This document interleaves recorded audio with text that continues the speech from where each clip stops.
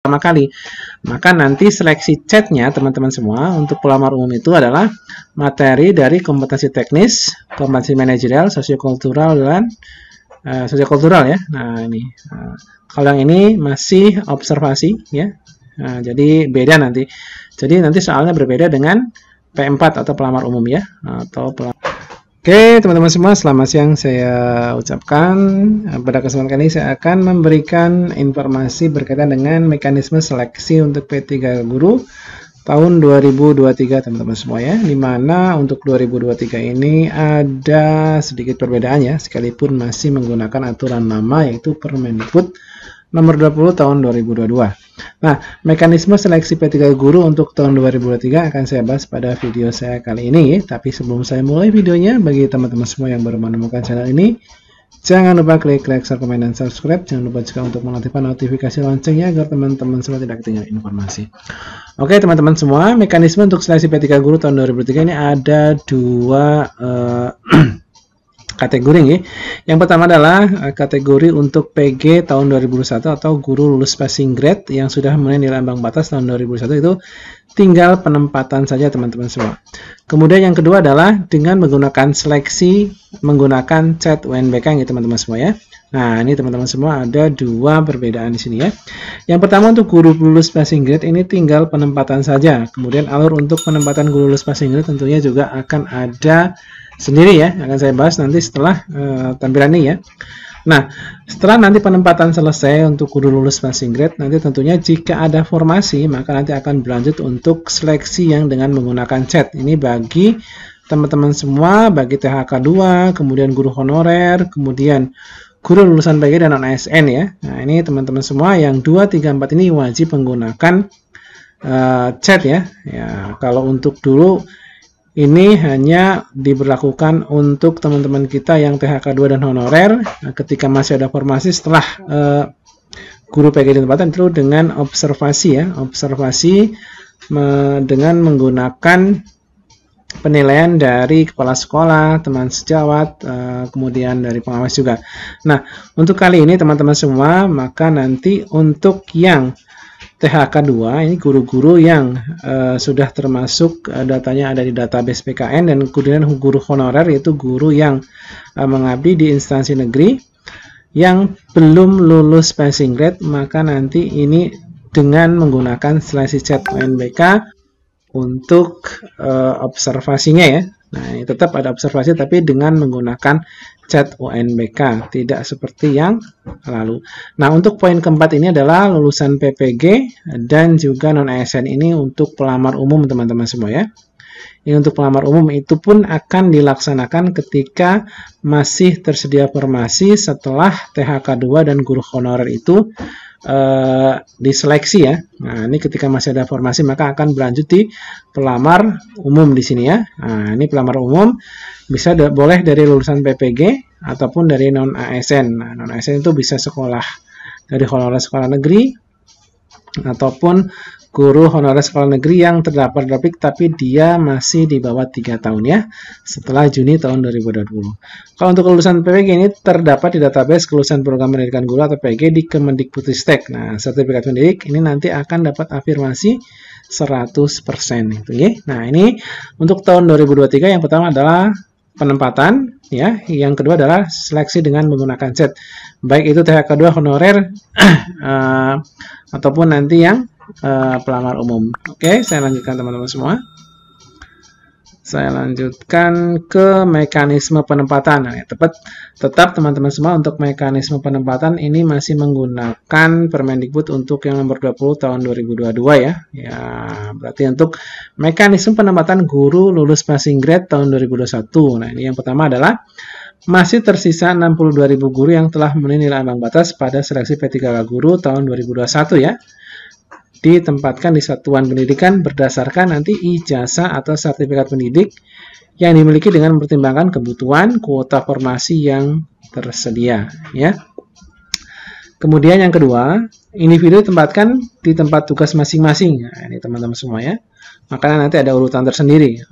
Kalau menunjuknya tempat tugas masing-masing berarti kan nanti diutamakan adalah yang THK 2 dan honor dulu ya.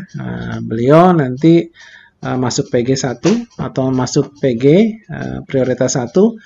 Nah, sekolah asalnya di mana ya, akan begitu. Nah, sepanjang kebutuhan tersedia, apabila tidak terdapat kebutuhan di tempat tugasnya, maka nanti akan ditempatkan pada satuan pendidikan yang membutuhkan. Dan tentunya satuan pendidikan tersebut tidak ada guru honorernya atau THK 2-nya, karena di sini aturannya tidak boleh menggeser guru honor atau THK 2 yang ada di sekolah yang bersangkutan. Yang ketiga, teman-teman semua, adalah prioritas penempatan dilakukan berdasarkan urutan kategori pelamar. Nah, yang pertama adalah yang akan ditempatkan dulu adalah P1 yang berasal dari THK 2, artinya yang database-nya sudah masuk PKN ya. Ini yang akan diprioritaskan pertama kali ya. P1 yang diprioritaskan pertama kali adalah THK 2 ya. THK 2 ini juga banyak nanti akan di ranking. Nah, setelah THK 2 nanti adalah prioritas berikutnya adalah guru honorer negeri ya. Nah, ini guru honorer negeri. Kemudian lulusan PPG. Nah, baru yang terakhir adalah guru honorer swasta. Nah, berarti nanti guru honorer swasta itu mendapatkan formasi ketika THK 2, honorer negeri, dan lulusan PPG itu sudah ditempatkan ya. Nah, yang poin keempat, pada masing-masing kategori dilakukan urutan berdasarkan nilai yang diperoleh dari hasil tahun 2021. Jadi THK 2 jadi ranking, nanti yang ranking teratas yang akan mendapatkan. Honorer juga nanti di ranking ya, nilai yang tertinggi tentunya yang akan diambil pertama kali. Lulusan PG juga sama, bahkan nanti guru swasta pun nanti akan di ranking juga, sama-sama guru swasta lain ya, baru ditempatkan di sekolah yang membutuhkan, gitu ya. Nah, ini untuk di perankingan tentunya dari teknis dulu ya nanti. Kalaupun soal jumlahnya sama, maka nanti dilihat nilai teknisnya yang tertinggi siapa ya. Kemudian manajer sosial-kultural, wawancara, dan usia. Nah, ini juga usia menjadi bahan pertimbangan di sini ya. Oke.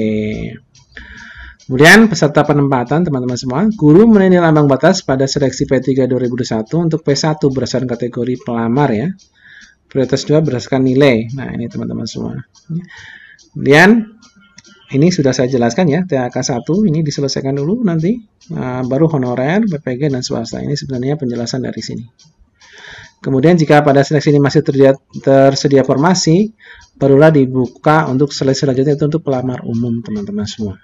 Oke. Yang kedua adalah mekanisme menggunakan CAT ya, mekanisme menggunakan CAT. Ini teman-teman semua. Seleksi menggunakan CAT dilaksanakan apabila masih tersedia kuota formasi P3 guru setelah penempatan bagi yang memenuhi nilai ambang batas. Jadi ketika nanti P1 sudah ditempatkan, masih ada kuota formasi, maka nanti akan berlanjut untuk THK 2 dan kemudian guru honorer ya. Nah, THK dan kemudian honorer. Kemudian yang kedua adalah seleksi meliputi seleksi kompetensi teknis, manajerial, sosio-kultural, lalu berdasarkan nilai tertinggi pada seleksi di atas paling banyak 3 kali jumlah kebutuhan jabatan dalam instansi dapat mengikuti seleksi wawancara. Yang ketiga adalah individu ditempatkan di tempat tugas masing-masing sepanjang kebutuhan tersedia. Apabila tidak dapat kebutuhan di tempat tugasnya, maka akan ditempatkan pada satuan pendidikan yang membutuhkan ya. Tahapan keempat adalah tahapan pengisian formasi dilakukan berdasarkan urutan kategori pelamar sepanjang kebutuhan dan formasi tersedia. Yang pertama adalah THK 2. THK itu masuknya adalah P2 ya teman-teman semua. P2 ini nanti P2 dulu diutamakan tentunya. Nah, nanti juga setelah THK 2 barulah honorer negeri ya, yang kurang lebih atau sama dengan 3 tahun ya. Ini P3 masuknya ya. P3. Kalau masih ada sisa kebutuhan, maka nanti barulah yang lulusan PPG dan guru non-ASN. Ini adalah maksudnya pelamar umum atau P4. Nah, ini kalau masih ada sisa formasi. Kemudian berat bobot untuk seleksi untuk kompetensi teknis ini ada 100 butir soal, waktunya 120, bobotnya 50%. Kemudian manajerial ada 25 butir soal, waktunya 25 menit, jadi satu soal 1 menit ya. Kemudian sosiokultural ini ada 20 butir soal, waktunya 15 menit. Berarti suatu soal itu harus dikerjakan kurang dari 1 menit. Nah, sosiokultural dan manajerial ini bobotnya adalah 30% ya. Kemudian yang 20% adalah dari wawancara ya. Soalnya 10 dilakukan atau dikerjakan selama 10 menit. Nah, ini bobotnya 20%. Jadi kalau di total nanti ada 100% gitu ya. Nah, nih. Pelamar seleksi tes ini akan ditujukan untuk THK 2. THK 2 berarti yang teman-teman yang masuk prioritas 2 ya. Dulu pernah ikut seleksi tapi mungkin belum memenuhi nilai ambang batas. Kemudian untuk guru honorer juga nanti akan menggunakan chat ya. Kalau tahun sebelumnya itu ada THK 2 dan honorer itu hanya observasi saja. Nah, sekarang mereka harus menggunakan chat kembali ya. Nah, observasi tetap tapi menggunakan chat ya. Kemudian untuk lulusan program pendidikan guru dan guru non ASN untuk P4 ini berarti wajib mengikuti ini semua ya, dites dari awal ya. Kemudian draft afirmasi ini masih berlaku teman-teman, alhamdulillah ya. Nah, untuk sertifikat pendidik. Nah, ini nilainya adalah 100% dari kompetensi teknis ya. Untuk disabilitas nanti ada tambahan nilai atau afirmasi sebesar 10% ya. Oke. Untuk mekanisme seleksi menggunakan chat teman-teman semua. Nah, ini seleksi menggunakan chat adalah yang pertama untuk THK 2 dan guru honorer ya. Ini seleksi tes dilaksanakan oleh Panselnas ya. Materi kompetensi merujuk pada standar kompetensi guru serta kinerja guru sesuai peraturan yang berlaku. Jadi untuk yang THK 2 dan honorer untuk di 2023 ini observasi masih ya, tapi menggunakan chat ya. Nanti bedanya dengan ini akan kelihatan ya. Kemudian kelulusan seleksi kompetensi ditentukan oleh 3 kali jumlah kebutuhan jabatan dalam satu instansi berdasarkan nilai ranking tertinggi tetap nanti akan di-ranking. Kemudian yang lolos nanti akan dilakukan wawancara tentunya.